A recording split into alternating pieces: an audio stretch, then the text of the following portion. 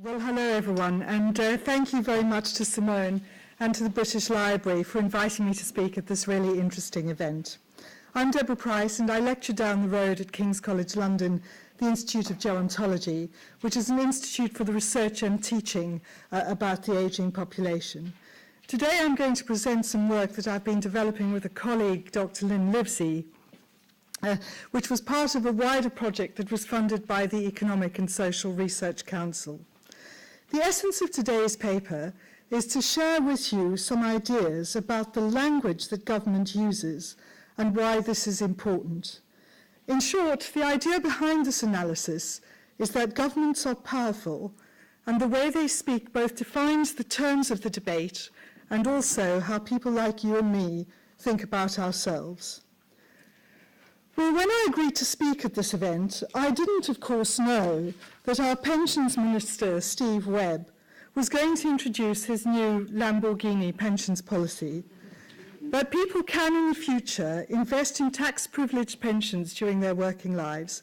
When they retire, they can take their pension and spend it on a Lamborghini, even if that leaves them in poverty in later life.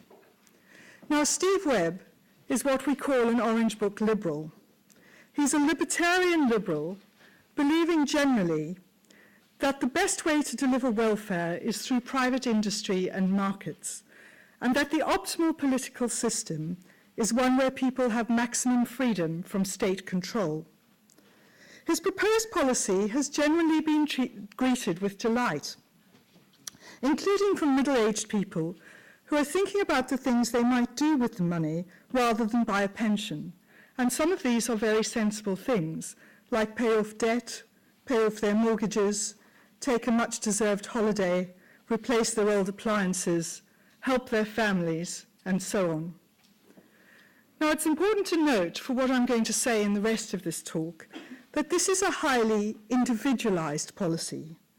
We are being given the money to do with what we will. It's up to us as individuals. We're not being asked to give it to the state and in return have the state look after us, which might be called a more collectivist solution. It is, in short, down to us. Now, I'm not going to talk here today about that policy, although, of course, there's plenty to say. What I want to talk to you about is the cultural assumptions that lie behind that policy and this way of thinking.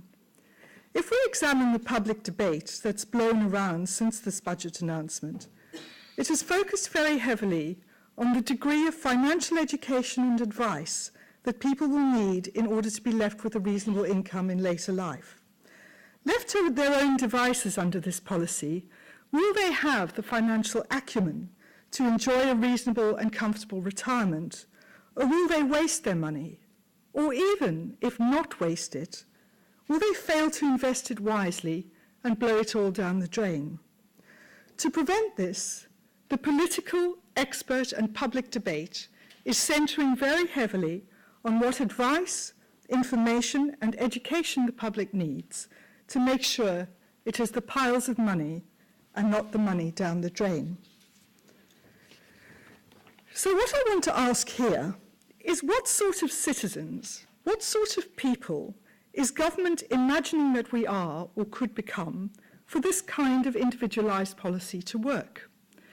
If we're going to leave people's lifelong financial welfare up to them and the markets, taking it out of state control and away from state pensions and state provision, then the government is imagining that it is possible for each one of us to amass money, to invest it wisely over the whole of our lives so that it grows and provides for us, whatever has happened to us in our lives, and however long we may live, and whatever happens in the world around us.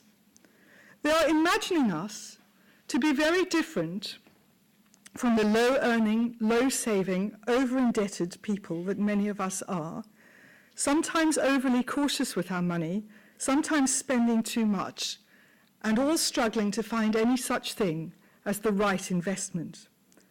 They are imagining that with the right education, the right advice, and the right support, we can all become prudent savers, wise investors, watch our money grow, and be comfortable for the rest of our lives. So in the next 15 minutes or so, I'm going to ask the question, what's wrong with this picture?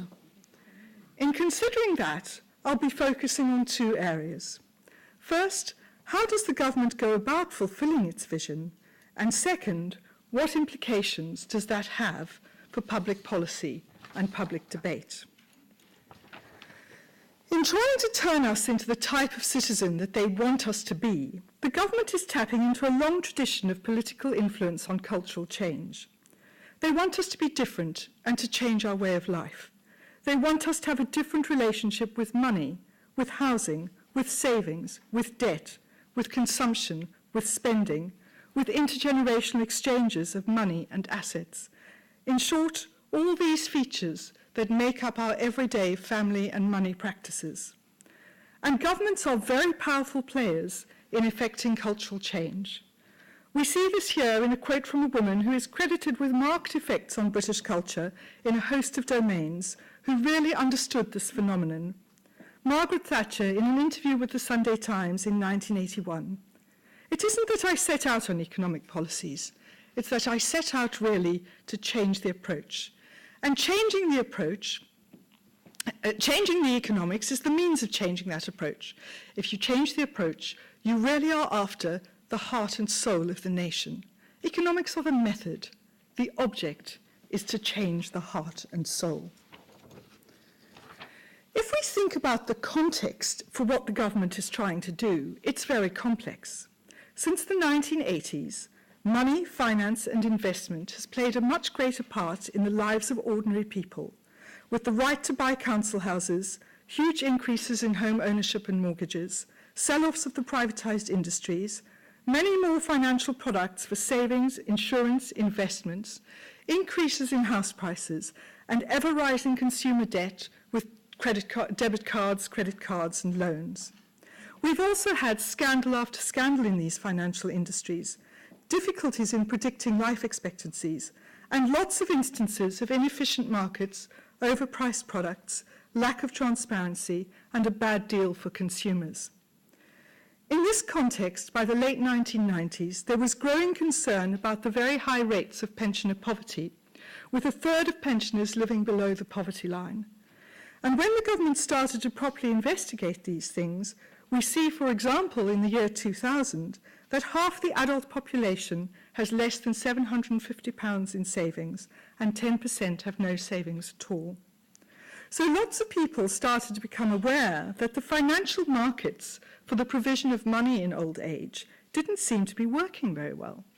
And the solution that they engineered, which fitted with their vision that this all could work and must work, was that we must educate the public better. So we had the birth of a comprehensive financial education program and also a new regulator in what was then the financial services industry. So before giving you a taste of how this has all been done, I want to pause and ask the question, to what extent is this policy of education and advice really going to help the deep-rooted problems of social and financial inequality and poverty? A financial education program sounds very sensible in today's consumerist and market-driven world. How can you argue against that? But it's important to ask, what do we already know about money in later life from a very large body of research? Well, there is no evidence that financial education has any substantive long-term impact on financial outcomes. The key determinants of poverty and low income in later life are things like the design of the state pension, the health and care systems, social class at birth, gender, ethnicity, how highly educated you are, what job you did, how many children you had, your employment history, your marital history, your family history, and your health. Employer welfare, like wages and pensions and other support, is often an almost random factor in people's lives, and one over which they have little control. The location of housing, rather than the decision to buy, determines the growth rate in that asset. A matter of geography, rather than financial decision-making. and factors having nothing at all to do with the financial decisions that people make and over which they have no power or control are often the most important in determining their financial welfare. For example, average stock market returns, interest rates, the price of gilts, and so on. Very importantly, absolutely no one can predict in their 20s, 30s, or 40s what the situation will be like in their 60s, 70s, 80s, or 90s. It is nothing to do with financial education and will mostly be influenced by things over which they have very little control.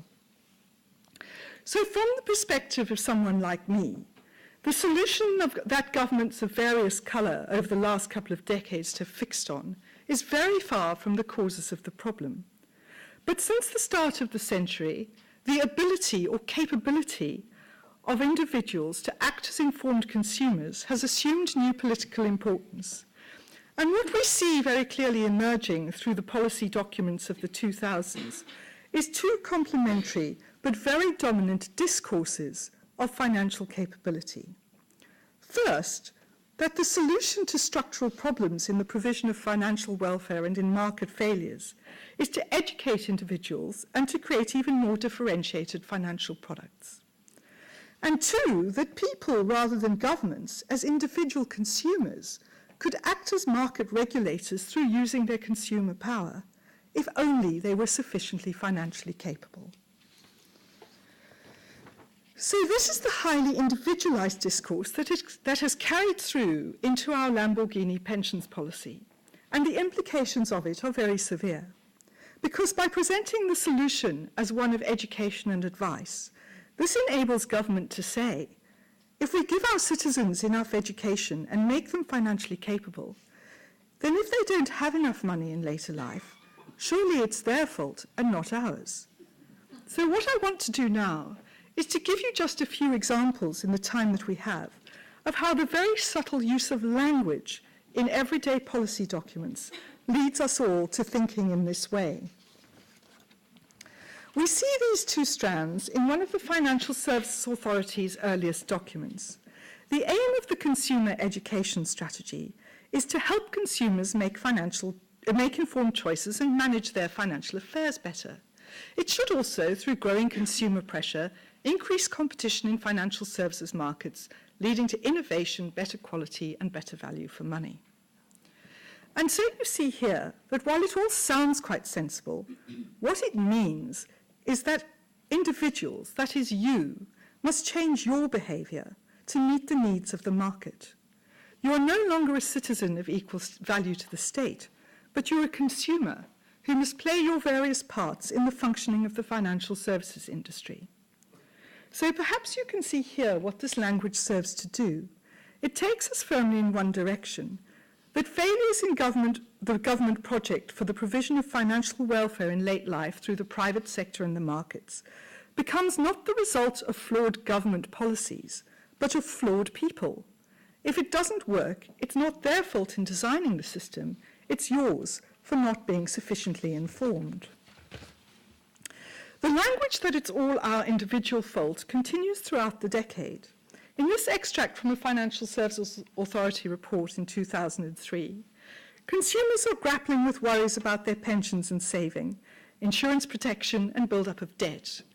There remain high risks to consumers from inadequate understanding of financial concepts and products, and this at a time when consumers are increasingly being asked to take on more responsibility for their own financial long-term planning.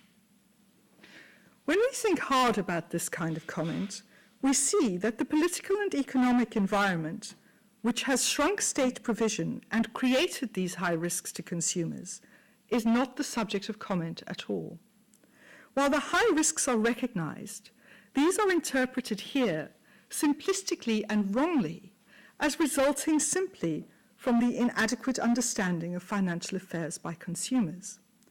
In actual fact, risk to your money comes from a large number of places, and mostly they are outside your control. Interest rates, investment rates, currency exchange rates, stock market returns, the value of capital, recessions, changing markets, unemployment, family structures, poor health, increasing longevity, and so on. We see the failed consumer everywhere. Here in a Treasury Report from 2007. People do not shop around for financial products. They're insensitive to price. They buy the wrong thing. They fail to understand the financial risks that they're taking. In this extract, we again see that the government discourse is highly individualized. The citizen consumer, that is you, is blamed for failures to secure long-term financial welfare for yourself over the life course, because you continually do the wrong thing. The government role in any of this is absent. To solve the problem, you must become a better citizen. According to extracts like these, if you do that, you will avoid the consequences of doing the wrong things, which is the counterpoint to doing the right thing, which you would do if only you were financially capable. Consumers doing the right thing is key to Otto Torresen in advising on a generic financial advice system. He poses the solution as creating more capable consumers this way. For consumers, doing the right thing with money will be easier. They'll understand their options, and so on. Making the right financial decisions means more people will enjoy the financial security and independence, having saved and protected themselves and their families. We once again see in this quote that the problem is framed so that if citizens take the wrong decisions, it is their fault if their families and children fall into ruin. There is no room in this language for us to think that perhaps it is the state that should be providing the safety net for individuals and families. But most importantly, there is never any analysis of what the right thing is. Who decides this, and when do you judge? This report was written in 2008, the beginning of a global financial crisis that saw equities tumble, banks fold, widespread recession, none of which was foreseen by the financial advisors who, according to this construction, ought to have known what the right thing was. What was even the most financially capable person to do? There were no options. What about the person who had saved all their lives but had to turn their pension into an annuity at this historically unprecedented low time for annuity and interest rates? What was the right investment for them? And what did that have to do with them? They have no control over these things. The right thing, especially thinking across the whole life course, is a myth. So even people who have tried to conform to government expectations and behave as prudent financial planners and responsible savers have endured falling interest rates, poor returns on saving and investments, and capital losses in financial markets. And their hard-earned houses are now under threat from social care policies too. These are now the abandoned saver citizens of past, present, and future, for whom the sweep of their complex lives, contemporary history, and economic times have left them with few and dwindling options. We might have thought, and indeed many of us did think, that the global financial crisis, with its devastating effects on people's prospects and incomes, that had nothing to do with their own skills, knowledge, or attitudes, and all to do with global events outside their control, might have made us think of more collective solutions to some of these problems. In fact, we see the opposite, ever more explicit attempts to make us think this is an individual problem. This recent quotation from Caroline Rooks, Chief Executive of the Money Advice Service. We're all vulnerable to events, global financial crisis, personal health issue. It can be completely unpredictable. To be capable of dealing with these events effectively, we need the right skills and knowledge, appropriate attitudes and motivations, and opportunities to act. We see here the perhaps bizarre idea that with the right financial education, we can individually, regardless of what has happened to us in our lives, financially overcome such problems as a global financial crisis, dementia, stroke, or even unexpectedly and against all the odds, living a ripe, old, healthy age of 115. Where does this all lead me to? My argument is that by using this language and framing the debates in this way, we all end up discussing how to educate people to make the system work. We discuss nothing else. In other words, by controlling the discourse, Non-market-based discussions of welfare are closed. Any need for the examination of the structural causes of inequality in old age are closed. It prevents a critique of individualization and the use of markets, and the failures become our failures as consumers. The dominant idea of delivering adequacy in personal finances via the financial services industry is unchallenged, and any analysis of social inequality is marginalized. So Simone asked us to end with 5 key points. These are mine. It's not only what government and other powerful people say, it's how they say it. The discourse determines what gets done and how we respond. It opens up some allowable conversations and closes down others. By making the conversation one about the education and skill of the public, market-based solutions are the only solutions we are discussing. And not only are collective solutions sidelined, but it also means that when things go wrong, it's conceived of by everyone as your own fault and not the fault of the government. I hope that even if you don't agree with me, I've given you all something to think about today, and I look forward to our future discussions.